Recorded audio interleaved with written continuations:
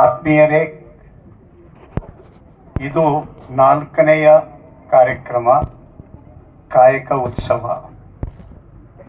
ಸುಮಾರು 4 ವರ್ಷಗಳ ಹಿಂದೆ ಕಂಡಂಥ ಒಂದು ಕನಸು. ಬಸವ ಕಲ್ಯಾಣ ಯಾತ್ರಿಗಳ ಶ್ರೇಷ್ಠ ಕ್ಷೇತ್ರ ಆಗಬೇಕು ಅಂತ. ಅವತ್ತು ಇಲ್ಲಿಯ ರೆಕಾರ್ಡ್ಸ್ ನೋಡಿದಾಗ ಬರುವ ಯಾತ್ರಿಗಳ ಸಂಖ್ಯೆ 90ರಿಂದ 125 ಪ್ರತಿನಿತ್ಯ ಇತ್ತು.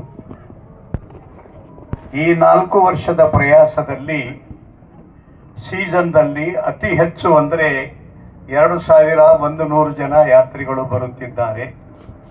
ಆಡ್ ಸೀಸನ್ ವಿಪರೀತ ಪರಿಸ್ಥಿತಿಯಲ್ಲಿ ಸುಮಾರು 500ರಿಂದ 700 ಜನ ಬರ್ತಾ ಇದ್ದಾರೆ. ನಮ್ಮ ಗುರಿ ಒಟ್ಟು 5000 2027ಕ್ಕೆ ಮುಂಚೆ ದಾಟಬೇಕಾಗಿದೆ. ಆ ದೃಷ್ಟಿಯಿಂದ ಅನೇಕ ರೀತಿಯ ಕಾರ್ಯಕ್ರಮಗಳು ಇಲ್ಲಿರುವ ಎಲ್ಲ ಪೂಜ್ಯರ ಸನ್ನಿಧಿಯಲ್ಲಿ ಪ್ರತಿ ತಿಂಗಳು ಒಂದು ಸಲ ನಾವು ಸೇರ್ತೇವೆ. ಮುಂದಿನ ಕಾರ್ಯಗಳ ಯೋಜನೆ ಮಾಡ್ತೇವೆ.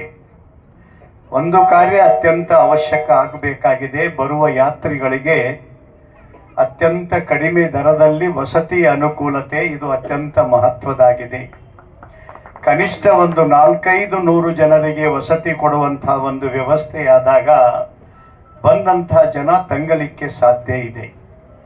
ಅದಕ್ಕಾಗಿ ಅನ್ಯಾನ್ಯ ಜನರ ಜೊತೆಗೆ ಪ್ರಯತ್ನ ನಡೆಸಿದ್ದೇವೆ.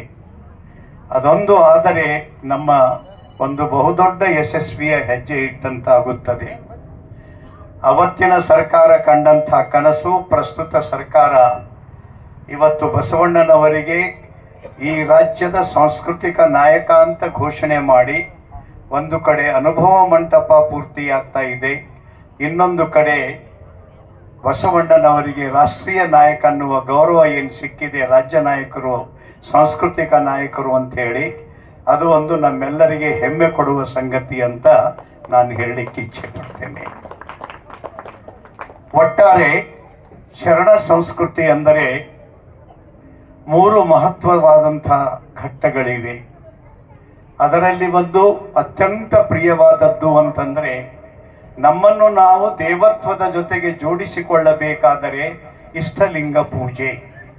ಇದು ಪ್ರತಿಯೊಬ್ಬ ಭಕ್ತರು ಮಾಡಬೇಕಾದಂಥ ಅತ್ಯಂತ ಪವಿತ್ರವಾದಂಥ ಕಾಯಕದ ಕೆಲಸ ಅಂತ ನಾನು ತಿಳ್ಕೊಂಡಿದ್ದೇನೆ. ಜೊತೆಗೆ ಸತ್ಸಂಗದ ಮುಖಾಂತರ ಸದ್ವಿಚಾರಗಳ ಮುಖಾಂತರ ದೇವತ್ವವನ್ನು ಪಡೀಲಿಕ್ಕೆ ಇರುವ ಏಕೈಕ ಮಾಧ್ಯಮ ಅಂದರೆ ಅದು ಶರಣ ಸಾಹಿತ್ಯ, ವಚನ ಸಾಹಿತ್ಯ. ಇದು ನಮ್ಮ ಉಸಿರಾಗಬೇಕು ಅನ್ನೋದೇ ನಮ್ಮ ಧ್ವನಿಯಾಗಿದೆ. ಇದರ ಜೊತೆಯಲ್ಲಿ ಇವತ್ತೇನು ಕಾರ್ಯಕ್ರಮ ನಡೀತಾ ಇದೆ ಪರಮ ಪೂಜ್ಯ ಹಾರ್ಕೂಡ್ ಶ್ರೀಗಳ ಕೃಪೆಯಿಂದ, ಅದು ಕಾಯಕ ಉತ್ಸವ. ನಮಗೆಲ್ಲರಿಗೆ ಗೊತ್ತಿರಬೇಕು, ಅನುಭವ ಮಂಟಪದ ಪೂಜ್ಯರಾದಂಥ ಶ್ರೀಗಳು ಎದುರಿದ್ದಾರೆ. ಅನುಭವ ಮಂಟಪದಲ್ಲಿ ಯಾರಾದರೂ ಪಾರ್ಲಿಮೆಂಟ್ ಮೆಂಬರ್ ಆಗಬೇಕಾದರೆ, ಸದಸ್ಯರಾಗಬೇಕಾದರೆ ಒಂದಿಲ್ಲ ಒಂದು ಕಾಯಕ ಮಾಡುವವರಿಗೆ ಮಾತ್ರ ಅವಕಾಶ ಇತ್ತು. ಹೀಗಾಗಿ 770 ಜನ ಒಂದಿಲ್ಲ ಒಂದು ಕಾಯಕವನ್ನು ಮಾಡುವವರಿದ್ದರು. ಪ್ರತಿ ವಾರಕ್ಕೆ 2 ದಿವಸ ಅನುಭವ ಗೋಷ್ಠಿ ನಡೀತಾ ಇತ್ತು ಅನುಭವ ಮಂಟಪದಲ್ಲಿ.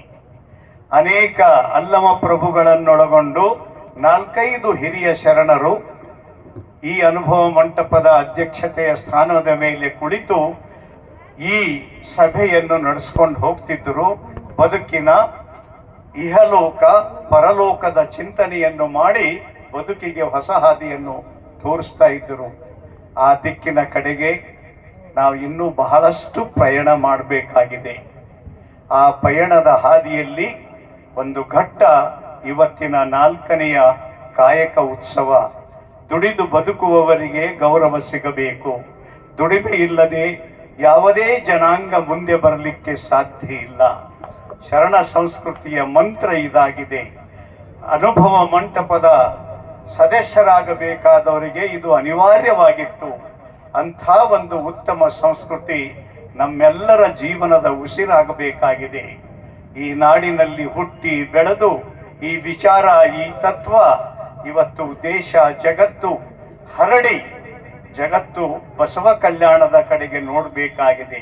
ಅಧ್ಯಾತ್ಮಕ್ಕಾಗಿಯೂ ಸಮಾನತೆಗಾಗಿಯೂ ಜಾತಿ ಮತ ಪಂಥ ಮೇಳು ಕೀಳು ಮುಟ್ಟಿ ತಟ್ಟಿ ಇವೆಲ್ಲವನ್ನು ಮೀರಿ ಅವತ್ತು ಸುಮಾರು 900 ವರ್ಷಗಳ ಹಿಂದೆ ಕಂಡಂತ ಕನಸು, ಅದೊಂದು ಅಪೂರ್ವ ಕನಸು, ಊಹಿಸಲು ಅಸಾಧ್ಯವಾದ ಕನಸು ಅವತ್ತವರು ಸಾಕಾರ ಮಾಡಿದ್ದಾರೆ. ಅಂತಹ ಪವಿತ್ರವಾದ ಹಾದಿಯಲ್ಲಿ ಇವತ್ತಿನ ಕಾರ್ಯಕ್ರಮ ಇದೆ. ನಾಳೆ ಸಂಜೆಯವರೆಗೆ ಈ ಕಾರ್ಯಕ್ರಮ ನಡೀತದೆ. ಮುಂದೆ 2027ರ ಕನಸೇನಿದೆ ನಮ್ಮದು, ಅದರ ಬಗ್ಗೆ ನಾಳೆ ಸಾಯಂಕಾಲ ನಾವು ಉಲ್ಲೇಖ ಮಾಡ್ತೇವೆ. ಆದರೆ ಒಂದೇ ಒಂದು, ಈ ಕಾಯಕ ಉತ್ಸವಕ್ಕೆ ಬಂದಂತ ತಮ್ಮೆಲ್ಲರಲ್ಲಿ ಕಳಕಳಿಯ ವಿನಂತಿ, ಒಂದಿಲ್ಲ ಒಂದು ಶರಣ ಸಾಹಿತ್ಯವನ್ನು ಖರೀದಿ ಮಾಡಿಕೊಂಡು ಹೋಗಬೇಕು ಮೊದಲನೇದು. ಮತ್ತು ಯಾರು ದುಡಿದು ಬದುಕುವ ಅಂಗಡಿಗಳಿವೆ ಅವರ ಅಂಗಡಿಗೆ ಹೋಗಿ ಒಂದಿಲ್ಲ ಒಂದು ವಸ್ತುವನ್ನು ಇವತ್ತು ಅಥವಾ ನಾಳೆ ತಪ್ಪದೇ ಖರೀದಿ ಮಾಡಬೇಕು. ಮತ್ತು ಇವತ್ತು ನಾವು ಬಂದಿದ್ದೇವೆ, ಬೇರೆ ಬೇರೆ ದೂರದಿಂದ ಒಳ್ಳೆಯ ಸೀರೆ ಇತ್ಯಾದಿ ವಸ್ತುಗಳನ್ನು ತಮ್ಮ ಸ್ವಂತ ಕೈಯಿಂದ ನಾವು ನನಗೆ ಕರೆದು ತೋರಿಸಿದ್ರು. ಇವು ರೇಷ್ಮೆ ಸೀರೆ 2000 ರೂಪಾಯಿ ಒಂದು ಜೋಡಂತ. ಹೆಣ್ಮಕ್ಳು ಬೈದಾಗ ನೀರು ಬಂದಿರಬೇಕು, ಬೆಳೀತಿಲ್ಲ. ಸೊ ಯಾರಿಗೆ ದೇವರು ಅನುಕೂಲ ಕೊಟ್ಟಿದ್ದಾನೆ, ಎಲ್ಲೆಲ್ಲೋ ಹೋಗಿ ಖರೀದಿ ಮಾಡುವ ಬದಲಾಗಿ ಇಲ್ಲೇ ಅದನ್ನು ಖರೀದಿ ಮಾಡಿದರೆ ದೂರದಿಂದ ಬಂದವರಿಗೆ ಪ್ರೋತ್ಸಾಹನ ಕೊಟ್ಟಂತಾಗುತ್ತದೆ. ಈ 2 ಕಳಕಳಿಯ ವಿನಂತಿಯನ್ನು ಮಾಡಿ ಇವತ್ತು ಈ ಕಾಯಕ ಉತ್ಸವ ಏನಿದೆ, ಪರಮ ಪೂಜ್ಯ ಹಾರ್ಕೋಡ್ ಶ್ರೀಗಳ ಆಶೀರ್ವಾದದಿಂದ 4 ವರ್ಷ ನಡೀತಾ ಇದೆ.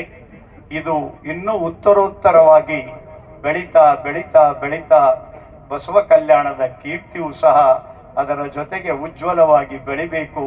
ಬಸವಣ್ಣನವರ, ಅಕ್ಕ ಮಹಾದೇವಿಯವರ, ಅಲ್ಲಂ ಪ್ರಭುಗಳ ಎಲ್ಲ ಶರಣೆಯರ ಬದುಕಿನ ಸಂಸ್ಕೃತಿ ನಾಡು ದೇಶ ಜಗತ್ತಿಗೆ ಹರಡಬೇಕು. ಇದೇ ನಮ್ಮ ಆಶೆ ಇದೆ. ಇಂಥ ಒಂದು ಆಶಯಕ್ಕೆ ಪೂರಕವಾದ ಇವತ್ತಿನ ಕಾರ್ಯಕ್ರಮಕ್ಕೆ ಬಂದಿರತಕ್ಕಂಥ ತಮ್ಮೆಲ್ಲರಿಗೂ, ವೇದಿಕೆ ಮೇಲಿರುವ ಪೂಜ್ಯರಿಗೂ ತುಂಬು ಹೃದಯದಿಂದ ಮತ್ತೊಮ್ಮೆ ಶರಣಾರ್ಥಿಗಳು. ವಾಹಿನಿಯನ್ನು ನಿರಂತರವಾಗಿ ವೀಕ್ಷಿಸಲು ಯೂಟ್ಯೂಬ್ನಲ್ಲಿ ಶ್ರೀ ಹಾರಕೂಡ SRIHARKOOD ಎಂದು ಟೈಪ್ ಮಾಡಿ. ನಮ್ಮ ಈ ಚಾನೆಲ್ಗೆ ಸಬ್ಸ್ಕ್ರೈಬ್ ಮಾಡಿ, ಬೆಲ್ ಅನ್ನು ಒತ್ತಿರಿ.